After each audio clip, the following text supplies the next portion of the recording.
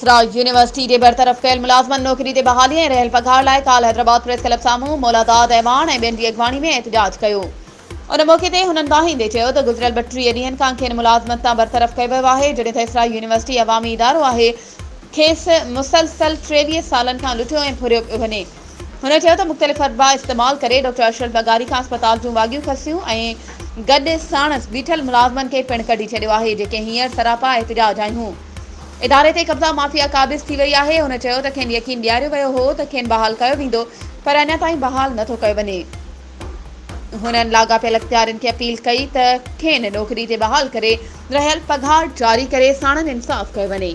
वधीक ख़बरुनि ऐं अपडेट्स जे लाइ असांजे चैनल खे सब्सक्राइब कयो ऐं हा, बेल आइकन खे प्रेस करणु न विसारिजो त जीअं असांजी हर नई अचण वारी वीडियो तव्हां ताईं पहुची सघे।